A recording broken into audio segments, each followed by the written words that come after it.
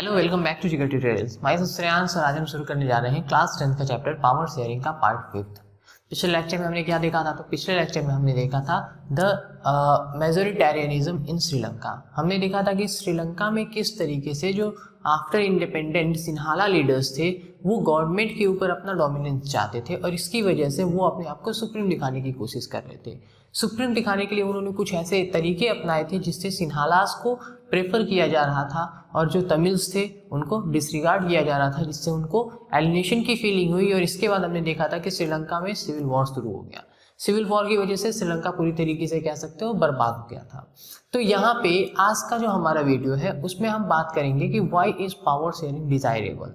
दोनों कहानियां हम पढ़ चुके हैं, दोनों कहानी को समझ चुके हैं। एक जगह हमने देखा था कि पावर को शेयर किया गया था, उसका क्या आउटकम रहा, और दूसरी जगह पे हमने देखा था कि पावर को शेयर नहीं किया गया था तो उसका क्या आउटकम रहा। ठीक है, तो एक बार हम आउटकम देखेंगे, फिर उसके बाद हम बात करेंगे कि पावर शेयरिंग की जरूरत क्यों है, why is power sharing desirable. देखो, ये पावर शेयरिंग डिजायरेबल क्यों है, ये इस चैप्टर का one of the most important question है। बहुत ज़्यादा पूछा जाता है ये why is power sharing desirable, कई तरीके से इसको पूछा जा सकता है। तो आंसर यही लिखना है, पावर शेयरिंग डिजायरेबल क्यों है, पावर शेयरिंग की ज़रूरत क्यों है। ठीक है, चलो शुरू करते हैं अपना आज का लेक्चर। बेसिकली हमने क्या देखा था कि बेल्जियम गवर्नमेंट ने पावर को शेयर किया और शेयर करने की वजह से क्या हुआ था, वहाँ पे कॉन्फ्लिक्ट नहीं हुआ, कोई एक दूसरे को अपोज नहीं किया। सभी लोग एक दूसरे के साथ इक्वलिटी की बेसिस पे, इक्वल बेसिस पे सबको इक्वल ट्रीट करके एक साथ एकोमोडेट किए थे सोसाइटी में। लेकिन वहीं श्रीलंका की कंडीशन में हमने क्या देखा कि जो सिन्हाला स्पीकर्स थे, जो मेजोरिटी में थे, वो अपनी मेजोरिटी की वजह से गवर्नमेंट पे अपना डोमिनेंस चाहते थे। तो in order to get dominance उन्होंने कुछ ऐसे तरीके अपनाए थे जिसकी वजह से सिन्हालास तमिल्स एलिनेटेड फील कर रहे थे। तो just because of this alienation civil war शुरू हो गया और पूरी तरीके से श्रीलंका बर्बाद हो गया। तो हमने कुल मिला जुला के यही देखा कि अगर पावर शेयरिंग हुआ तो वहाँ पे कॉन्फ्लिक्ट नहीं हुआ, कोई प्रॉब्लम नहीं पैदा हुई। लेकिन अगर पावर शेयरिंग नहीं होता है तो इस कंडीशन में बहुत ज़्यादा प्रॉब्लम्स झेलनी पड़ सकती हैं। ठीक है, तो चलो ये था हमारा आउटकम कि इन दोनों स्टोरी को पढ़ के हम क्या समझे थे। अब आते हैं अपने ओरिजिनल पॉइंट पे कि why is power sharing desirable, power sharing की जरूरत क्यों है। वैसे तो समझ चुके हो बेसिकली, लेकिन यहाँ पे हम पॉइंट वाइज देखेंगे कि अगर एग्जाम में ये पूछता है तो आपको लिखना क्या है। ठीक है, समझना और लिखना बहुत ज़्यादा डिफरेंस होता है। ठीक है, तो चलो देखते हैं कि अगर पूछता है एग्जाम में कि why is power sharing desirable तो आपको क्या लिखना है। फर्स्ट ऑफ ऑल सबसे पहला स्टेटमेंट क्या लिखोगे, power sharing there two arguments can be given in the favour of, two types of arguments can be given in the favour of democracy. ये पावर शेयरिंग है, इसके फेवर में हम दो तरीके की आर्ग्यूमेंट्स दे सकते हैं। कैसी आर्ग्यूमेंट्स? तो one can be prudential and second can be moral. दो तरीके के, यहाँ पे हम ये नहीं कह रहे कि दो रीजंस हम दे रहे हैं, हम कह रहे हैं कि हम दो तरीके के रीजंस दे रहे हैं। कौन से दो तरीके के रीजंस हैं? तो एक आपका मोरल रीजन है, दूसरा प्रूडेंशियल रीजन है। मोरल रीजन क्या होता है? तो नैतिकता के आधार पे जो किसी चीज को देखना वो हमारा मोरल होता है। और ये प्रूडेंशियल का मतलब क्या होता है? तो प्रूडेंशियल का मतलब होता है कि पूरा उसका एनालाइज करके कि इससे क्या फायदे हैं क्या नुकसान है। ठीक है, विवेकपूर्ण कह सकते हो। विवेकपूर्ण का मतलब पूरा अपना विवेक यूज करके, अपना दिमाग यूज करके, अपने माइंड से यूज करके, मतलब पूरा एनालिसिस करके कि इससे क्या फायदे हैं क्या नुकसान है, प्लस और माइनस सारी चीजें चेक करके तब हम उसका कुछ रीजन बताएं। ठीक है, तो दो टाइप्स के रीजन है, एक हमारा प्रूडेंशियल रीजन आता है, दूसरा मोरल रीजन आता है। देखते हैं पावर शेयरिंग की जरूरत क्यों है। अगर हम बात करें प्रूडेंशियल रीजन की, प्रूडेंशियल रीजन का मतलब by the checks of gain and loss, अपना क्या फायदा है क्या नुकसान है, इस चीज को चेक करके अगर हम बात करें कि पावर शेयरिंग क्यों जरूरी है, तो इसमें एक लाइन में अगर कहा जाए तो प्रूडेंशियल रीजन में कहता है कि it reduces the chances of conflict. देखो होता क्या है, अगर विवेकपूर्ण मतलब दिमाग यूज करके कहीं पे भी पावर को शेयर किया जाए, ठीक है, फॉर एग्जाम्पल अगर मान लो कि हमने कोई बैट खरीदा, ठीक है, क्रिकेट खेलना है, बैट खरीदे, हम कुछ दोस्त मिलके बैट खरीदे हैं, तो अब उस पर कितना पावर किसका रहेगा। मान लो कि तुम्हारा जो दूसरा वाला दोस्त है वो 100 रुपये दिया है और तुम उसमें 50 रुपये दिए हो, और उसके बाद भी तुम ये कहो कि नहीं हमारा ज़्यादा पावर रहेगा उसका नहीं रहेगा, तो फिर इस चांसेस में कॉन्फ्लिक्ट होगा। पावर बराबर नहीं बटा है, जिसका जितना हक बनता है उतना नहीं दे रहे हो आप। तो अगर यहाँ पे दिमाग यूज करोगे तो फिर आप कहोगे कि नहीं भाई तुमने 100 दिया है, तुम्हारा हक ज़्यादा बनता है, मेरा हक कम बनता है। तो विवेक यूज किया जाता है। और ऐसी कंडीशन में क्या होता है, अगर मान लो तुमने दिमाग नहीं यूज किया, जैसे मन किया रैंडम तरीके से पावर अपने हाथ में ले लिए ज़्यादा, उसको कम पावर दिया, तो इन दैट कंडीशन कॉन्फ्लिक्ट होने के चांसेस बहुत ज़्यादा बढ़ जाते हैं। कॉन्फ्लिक्ट का मतलब कि वो आपको अपोज करेगा, नहीं करेगा अगर दोस्त है तो फिर अपने मन में लेके बैठा रहेगा, फिर आप लोग का रिलेशन पहले की तरह नहीं रह जाएगा। कुल मिला जुला के कहने का मतलब है कि इन प्रूडेंशियल रीजन गेन और लॉस को हम देखते हैं, अपने विवेक को यूज करते हैं, माइंड को यूज करते हैं और तब जाके कोई डिसीजन लेते हैं। इसकी वजह से क्या होता है, कॉन्फ्लिक्ट के चांसेस बहुत ज्यादा कम हो जाते हैं। चलो पॉइंट देखते हैं। In prudential reason in power sharing में क्या होता है, everyone has a take in government and treated equally. जितने भी लोग हैं लगभग सबका गवर्नमेंट में एक रोल होता है। हम लोग पता है ना, to the people by the people for the people, कौन कहा था, अब्राहम लिंकन जी ने, क्लास 9 में पढ़े थे। तो ये जो पॉइंट है कि बाय द पीपल मतलब हम लोगों की सरकार है, वो डायरेक्टली हम लोग वहाँ नहीं रहते हैं, लेकिन ये रिप्रेजेंटेटिव फॉर्म ऑफ गवर्नमेंट है, हम अपने रिप्रेजेंटेटिव को इलेक्ट करते हैं। तो कहीं ना कहीं पूरी जो गवर्नमेंट है उसमें हमारा भी टेक होता है, हमारा भी रोल होता है, ठीक है। और एंड आर ट्रीटेड इक्वली। अब ऐसे टाइम पे जब पावर सबको दिया जाए, हमारे पास भी पावर है कि हम गवर्नमेंट को चूज करते हैं, अगर गवर्नमेंट काम नहीं करे तो हम उसको चेंज कर सकते हैं। तो ये सारा पावर हमें भी दिया गया है। इसका मतलब है कि हम भी उतनी इम्पोर्टेंट हैं। हर कम्युनिटी को इक्वल पावर दिया गया है, मतलब कि पूरी सोसाइटी जो है ये इक्वल है, किसी को डिस्क्रिमिनेट नहीं किया जाता है। तो पहला पॉइंट क्या कह रहा है कि in power sharing everyone has a take in government and are treated equally, ये तो समझ गए। दूसरा पॉइंट क्या कह रहा है, दस इसकी वजह से, चूंकि सबका रोल होता है गवर्नमेंट में और इसकी वजह से इक्वल हो जाते हैं लोग, इक्वलिटी फॉर्म होती है, तो इसकी वजह से thus it reduces the chances of conflict among the various social groups. जो वेरियस ग्रुप्स हैं, एथनिक डाइवर्सिटीज हैं, उसके बीच में जो कॉन्फ्लिक्ट होने के चांसेस होते हैं ये बहुत ज़्यादा डिक्रीज हो जाते हैं पावर शेयर कर देने से। तीसरा point, it ensures political stability as it reduces the chances of conflict. तो अगर गवर्नमेंट में स्टेबिलिटी है, मतलब क्या है, अगर देखो इक्वलिटी के बेसिस पे है, कहीं कोई कॉन्फ्लिक्ट नहीं हो रहा है, तो अगर कॉन्फ्लिक्ट नहीं होगा, पावर को शेयर किया जाएगा तो कॉन्फ्लिक्ट नहीं होगा। अगर कॉन्फ्लिक्ट नहीं होगा तो वहां पे पॉलिटिकल स्टेबिलिटी बनी रहेगी, मतलब सरकार जो है वो स्टेबल रहेगी, बार बार फ्रिक्वेंटली चेंज नहीं होगी, ठीक है।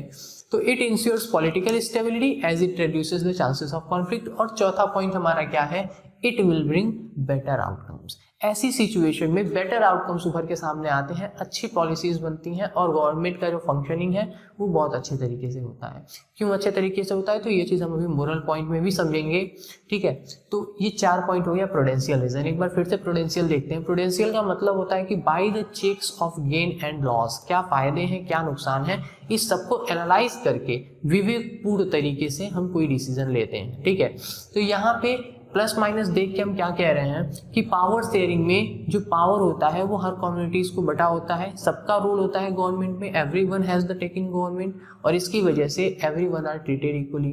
दूसरे पॉइंट में हम कहें कि इसकी वजह से it reduces the chances of conflict among the various social groups, और चांसेस ऑफ कॉन्फ्लिक्ट रेड्यूस होता है इस वजह से कह सकते हैं कि it maintains the political stability as it reduces the chances of conflict. और फिर फोर्थ पॉइंट में हम कह रहे हैं कि it will bring better outcomes, इसके अच्छे नतीजे उभर के सामने आते हैं, ठीक है। तो ये हमारा हो गया प्रूडेंशियल रीजन। मोरल रीजन में हम क्या कहेंगे, तो मोरल वैल्यूज का मतलब नैतिक मूल्यों पे आधारित। नैतिक मूल्यों का पे आधारित का मतलब कि अगर तुम कह सकते हो, अगर मैं कह रहा हूँ कि I am a very good man कह सकते हो, या I am a very good teacher कह रहा हूँ, अगर तो कुछ बेसिक क्राइटेरिया होती है टीचर की। अगर मैं कह रहा हूँ कि I am a very good teacher और मेरे पास नॉलेज बहुत है, ठीक है, बट मुझे समझाने नहीं आ रहा है, एक्सप्लेनेशन मेरी बढ़िया नहीं है, तो how can I be a good teacher. पहली चीज़ क्या है, टीचर को नॉलेज हो या ना हो, फर्स्ट थिंग है कि स्टूडेंट्स जो है वो सेटिस्फाइड होने चाहिए ना, जो सामने आप किसको पढ़ा रहे हो वो सेटिस्फाइड होना चाहिए। अगर मैं पढ़ा रहा हूँ आप सेटिस्फाइड नहीं हो, मेरे पास पूरी नॉलेज भरी पड़ी है, सब कुछ आता है मुझे, लेकिन मैं आपको समझा नहीं पा रहा हूँ, तो can I be a good teacher, नहीं। तो पहली जो बेसिक क्राइटेरिया है गुड टीचर बनने की वो ये है कि स्टूडेंट सेटिस्फाइड होना चाहिए। ऐसा कुछ पॉइंट उठाओ कि ऐसे एक्सप्लेन करो कि बच्चों को समझ में आए। अगर नहीं कर पा रहे हो तो कहें कि आप अच्छे टीचर हो, कह रहे हो कि हम अच्छे टीचर हैं और आप वो क्राइटेरिया फुलफिल ही नहीं कर रहे हो। तो ये सब कुछ चीज़ें होती है कि मोरल चीज़ें हैं, ये जरूरी है। बेसिक स्पिरिट का मतलब होता है कि जो मेन चीज़ है, जो इसकी ज़रूरत मेनली है। तो सेम तरीके से डेमोक्रेसी क्या है, डेमोक्रेसी जब पढ़ोगे, क्लास 9 में भी डेमोक्रेसी चैप्टर था, वहाँ पे पढ़ा था कि federal structure of the government होना चाहिए। फेडरल स्ट्रक्चर का मतलब अभी इसमें भी जस्ट इस पावर शेयरिंग के बाद फेडरलिज्म एक चैप्टर है, वहाँ पे भी ये चीज़ बताया गया कि फेडरलिज्म क्या होता है। तो डेमोक्रेसी की जो डिफिनीशन पढ़ोगे उसमें पहला पॉइंट अगर आएगा तो वो ये कहता है कि it is there must be federal structure of the government. Federal structure का मतलब होता है कि पावर जो है वो एक जगह पे कंसंट्रेटेड नहीं होना चाहिए, डिफरेंट लेवल्स पे पावर डिवाइड होना चाहिए। तो डेमोक्रेसी की जो बेसिक डिफिनीशन है, जो first fundamental principle of democracy है, जिस चीज़ पे डेमोक्रेसी बेस्ड है, जो डेमोक्रेसी की बेसिस बनाता है, वो क्या है कि पावर शेयर्ड होना चाहिए। फेडरल स्ट्रक्चर होना चाहिए का मतलब पावर शेयर्ड होना चाहिए। और हम कह रहे हैं कि नहीं हमारी कंट्री डेमोक्रेटिक है, हमारी कंट्री डेमोक्रेटिक है, लेकिन पावर ही नहीं शेयर कर रहे हैं तो काहे की डेमोक्रेटिक। वही पॉइंट आएगा कि हम कह रहे हैं कि हम अच्छे टीचर हैं लेकिन बच्चों को समझा ही नहीं पा रहे हैं तो काहे के अच्छे टीचर। ठीक है, समझ में आ रहा है। तो मोरल रीजन क्या है कि जो बेसिक डिफिनीशन है डेमोक्रेसी की उसको फुलफिल नहीं करेंगे अगर पावर शेयर नहीं करेंगे। तो बेसिक डिफिनीशन कहता है कि डेमोक्रेटिक गवर्नमेंट में पावर शेयर्ड होना चाहिए, एक आदमी कंसंट्रेटेड नहीं होना चाहिए। तो इस बेसिक क्राइटेरिया को, बेसिक स्पिरिट को फुलफिल करने के लिए, जो फंडामेंटल प्रिंसिपल है उसको सेटिस्फाई करने के लिए पावर शेयरिंग बहुत जरूरी है। It is the basic spirit of democracy का मतलब समझ गया। दूसरी चीज अ डेमोक्रेटिक रूल। अब डेमोक्रेटिक रूल में होता क्या है बेसिक स्पिरिट की वजह से, तो a democratic rule involves sharing power with those affected by its exercise and who had to live with its effect. मतलब क्या है, डेमोक्रेसी में, डेमोक्रेटिक टाइप ऑफ गवर्नमेंट में जो पावर है वो उनके साथ शेयर होता है जिन पे इसका इफेक्ट पड़ने वाला होता है, और इसका जो इफेक्ट होता है उसके साथ जिनको जीना होता है। मतलब गवर्नमेंट अगर कोई पॉलिसीज बना रही है तो उसका इफेक्ट किस पे पड़ेगा, सिटीजन्स पे पड़ेगा। तो डेमोक्रेटिक गवर्नमेंट में क्या कहा जाता है, जो सिटीजन्स हैं उसका उन पे इसका पावर शेयर होना चाहिए उनके साथ। ठीक है, तो a democratic rule involve sharing power with those. किसके साथ पावर शेयर होता है डेमोक्रेसी में, तो sharing power with those who affected by its exercise, जो इसकी एक्सरसाइज से इस चीज को करने से अफेक्टेड हो रहे हैं, and who had to live with this effect. इस कोई भी लॉ बन रहा है तो उसके इफेक्ट के साथ जिसको जीना है, जिस पे उसका प्रभाव पड़ रहा है, उसके साथ पावर शेयर होता है डेमोक्रेटिक गवर्नमेंट में। तीसरा point, every community will get represented in the government. इसका क्या मतलब है, तो इसका मतलब है कि देखो डिफरेंट एथनिक डाइवर्सिटीज थी, तो हमने श्रीलंका में क्या देखा कि ज़्यादातर श्रीलंका सिंहालाज जो थे उन्हीं को चूज किया जा रहा था। लेकिन बेल्जियम में जो डच स्पीकर्स थे, जो फ्रेंच स्पीकर्स थे, दोनों कम्युनिटीज़ का रिप्रेजेंटेशन था। तो वही चीज़ है कि अगर डेमोक्रेसी में बेसिक प्रिंसिपल को ये फुलफिल करती है, अगर हम पावर शेयर करते हैं तो every community will get represented. लगभग ऐसा है ना, इंडिया में देखो सारी कम्युनिटीज़ का होता है इलेक्शन, सारी कम्युनिटीज़ का रिप्रेजेंटेशन होता है, और जो 2 एंग्लो इंडियंस की सीट्स हमारे लोकसभा में होती है वो क्यों होती है, क्योंकि उनका नंबर बहुत कम है, तो उनका भी रिप्रेजेंटेशन उसमें हो। इसलिए अगर कभी इलेक्शन, अभी पढ़ोगे जब वो वर्किंग ऑफ इंस्टीट्यूशन, तो उसमें लिखा होगा if they are not adequately represented. मतलब क्या है कि अगर वो उस बाकी इलेक्टेड मेंबर्स में उनकी कम्युनिटी को रिप्रेजेंट करने वाला कोई नहीं है, in that condition Anglo Indians का इलेक्शन होता है। तो एंग्लो इंडियंस की जरूरत क्यों है, ताकि उनको भी रिप्रेजेंट किया जा सके। और यही चीज़ है यहाँ पे कि डेमोक्रेटिक गवर्नमेंट में हम पावर इस तरीके से शेयर करते हैं कि सारी कम्युनिटी जो है वो रिप्रेजेंटेड हो जाती है इस गवर्नमेंट में। लास्ट पॉइंट क्या कह रहा है, people have the right to be consulted on how they are to be governed. People के पास ये अधिकार होता है कि उन्हें बताया जाए कि उन्हें कैसे गवर्न किया जाना है और कौन गवर्न करने वाला है। मतलब हमारे पास राइट होता है कि हम वोटिंग कर सकते हैं, तो हमारे पास ये अधिकार होता है कि कौन हमें गवर्न करेगा, कौन सी पॉलिटिकल पार्टी आएगी पावर में, ये चीज़ किसके पास होता है, हमारे पास होता है। तो people will have the right to be consulted on how they are to be govern and can change the power in upcoming years. अगर उन्हें लगता है कि नहीं जिन्हें हम इलेक्ट किए हैं वो सही नहीं है, तो फिर आने वाले टाइम पे हम उसकी पावर को चेंज कर सकते हैं। ठीक है, तो मोरल वैल्यू एक बार फिर से देख लेते हैं। It is a basic spirit of democracy, क्योंकि डेमोक्रेसी कहता है कि power must be shared among different levels, federal structure of the government होना चाहिए। दूसरा point, a democratic rule involves sharing power with those who are affected by its exercise and who have to live with its effect। जो इसकी वजह से affected हो रहे हैं उनके साथ पावर शेयर होता है डेमोक्रेटिक में। Every community will get represented, हर कम्युनिटी का रिप्रेजेंटेशन हो जाएगा गवर्नमेंट में इस तरीके से पावर शेयर करके। And people will have the right to be consulted on how they are to be governed and can change the power if they need in the upcoming years. ठीक है, तो this was all about the power sharing, why is power sharing desirable. ठीक है, चलो आज के lecture में बस इतना ही, मिलते हैं नेक्स्ट लेक्चर।